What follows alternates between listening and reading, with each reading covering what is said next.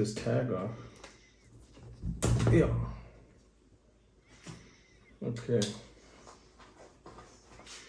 Well, here they are. These are the KLIM Outlander GTX waterproof. The GTX is the Gore-Tex, so they're all waterproof. Got the ankle pucks, rigid front and back. Most importantly, got the BOA system here for tightening the boots, no laces. And I bought these for three major reasons. First off is protection. I've been wearing a pair of leather over the ankle Timberland boots, which is normal hiking boots. And I wanted to get something to really complete my whole package from head to toe protection. So first and foremost, bought them for protection. Second is the ease of getting these on and off with this BOA system. I watched a bunch of videos online and talked to some friends that have experienced this before and said it's awesome. So second reason, getting these on and off faster than my Timberlands. And the third one is aesthetics. So my bike, if you've seen my videos, my bike is black with red accents. These are black. This leather part here is called asphalt, I think they call it, but it's like a dark grayish black nylon. So this BOA system uses these kind of nylon wires as the lacers, and then it has a little bit of red accents which match the bike. So I think these look really cool and match my whole getup. So those are three major reasons I got them. So let me get my old shoe. So these are kind of dirty. They're a couple years old. So these are over the ankle. They're a little squishy here. So if I had a fall, there's just soft sponge cushion. They wouldn't really protect me too much. And as you can see, they're very soft and flexible. They're just leather. There's no steel toe or reinforcement at all. And then it has the hook lacers. So in a little while I'll go try both these on, show you how I used to put on my shoes and how I do it now. These now on the other end, trying to squeeze this shoe. Doing a lot of force there. These are very rigid. So I gotta try these on and then walk around a little bit and just give you some feedback on what they feel like on. And that's it. So let's go over to the other room in the laundry room, that's where I usually get dressed and ready to go for my rides, and we'll try them out and see how they work out. See you in a bit. Okay, here in the laundry room, let's start off with my old shoe, and this is one of the reasons. The second reason I bought these was the ease of on and off. So this is what I used to do. It's not a big deal, but every time I ride, it just kind of is a pain. So let's go. Put my foot in.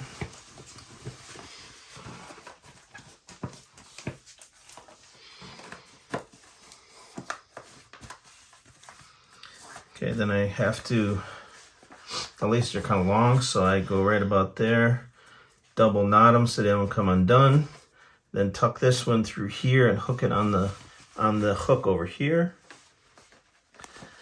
That's so these laces do not fall into moving parts or get stuck. At one time, the lace got stuck on the gear shift. It was hanging out. And then also, just a tip, buy your pants a little longer for riding. This is obviously for people that are newer. Because if you have your regular jeans or kind of jeans that you wear and they sit on your feet like this, once you get on the motorcycle and get in the saddle, it's gonna stretch out, obviously, it's gonna pull your pants up. So I'll insert some videos of me my first, I think, week or so of having the bike, and you can see my pants are kind of high watered and the laces are all hanging out. So I always get a little bit longer pants so they don't let the laces hang out. So that's like one shoe. Obviously I'd have to do the other one. I'm not going to show you that. And then when I get home, I'm gonna go backwards, undo it obviously.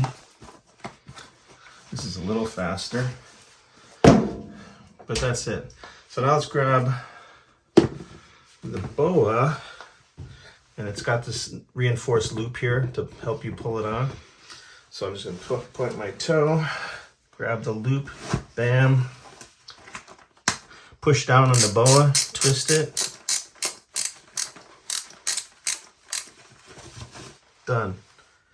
Then when I get home, pop it forward. Done. La la la. Okay, I just finished walking around the house. They're very stiff, comfortable. I feel very confident in them. The construction, the reinforced front and back, the rigid sole, the ankle pucks. I feel that if I went down, my foot would not get mangled or destroyed. The only thing is I discovered something that may bother some people, and let me show you what that is. Okay, before we get into that kind of issue, just want to show the top view of these. And here's the reinforcement for the gear shifter. So this is a hard rubber, so this won't wear out. It's pretty sturdy there. All right, so I'm just standing straight, and when I relax, they kind of, see that? My feet go inward, so that's pronation of the ankle, kind of leaning inward. So if you have weak arches or flat feet, you might want to get an insert to kind of hold these up. And this is what came on the KLIM shoes. Let me see if I can get this off. Yeah. All right, so this is their logo. This is actually a sticker, in case you want to put that somewhere. This is, again, the BOA system. So this is what makes the shoe, like, amazing. Just on fast, off fast, great stuff. Gore-Tex, weatherproofing. Everyone knows about Gore-Tex, so it's got that. And then this is Nest Fit. This is on their website. The Nest Fit is like 20,000 different people's feet were scanned to recreate what an average foot would look like, and they designed the shoe around that. So this is the Nest Fit system. So there's that. And then it's got, look how thick that is. It's got a bunch of languages, the instruction book. I don't know. Put shoes on, you go riding. That's about it. So there's that.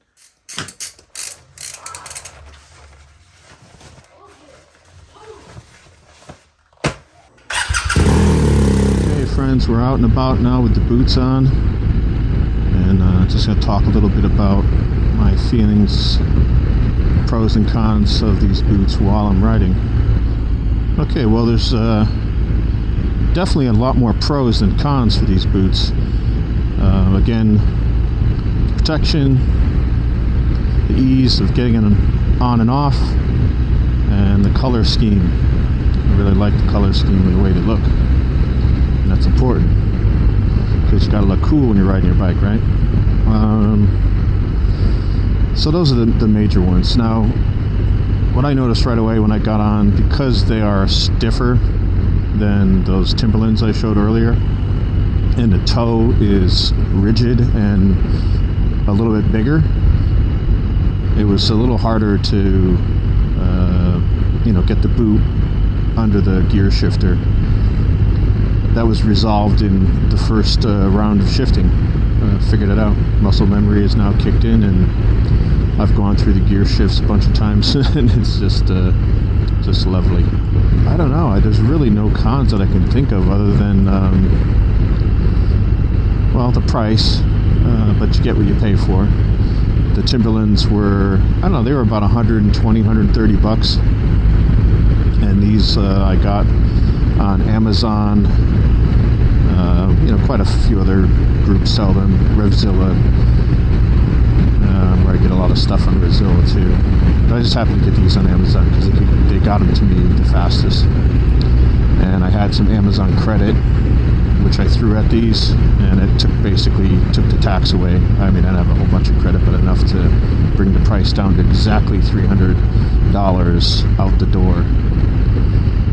So, they're a little bit more than twice as expensive as those Timberlands, but for the before-mentioned three factors, I think it's totally worth it. So it's, of course, it'd be nice if they were cheaper, but so that's not really a con. Again, if you have weak arches or flat feet, you might want to just get an insert to kind of, support your arch if you're going to walk around in these a lot. Okay, I just want to add this as a potential con. I've been riding around for a little while and gone through the shifter a bunch of times. Let me open this up. And I now realize by putting my foot down, my left boot is looser than the right, even though I put them on and tightened them pretty much the same. And that's, you know, from all the flexing of the foot, you know, shifting the gears, pulling on the nylon string, the boa system. I think maybe it's just they need to break in. The nylon strings need to, you know, maybe break in a little bit. And, you know, my right foot really isn't moving much at all, other than, you know, taking it off the foot peg and putting it on the ground once in a while. But I'll have to watch that and see if that's, you know, becomes an issue, because if it gets too loose, obviously, if you do crash, you don't want the boot to go flying off. But I think it's just a kind of a break-in thing, probably. Alright, back to the show. But anyways, that's going to conclude my review of these awesome KLIM Outlander GTX boots. I'll put the link in the description for both the Amazon and Revzilla. And if you don't live in the US or something, you know, I'm sure you can find them on your preferred motorcycle gear purchasing website. But thanks again for sticking in with me. And again, if you haven't subscribed, please help me out and do so. I'm trying to get to 1,000 subscribers so I can get a little gas money from the ads on YouTube. And I'd surely appreciate it if you could just hit that subscription button, get me to 1,000. That'd be awesome. Very much appreciated. Until next time, thank you and later.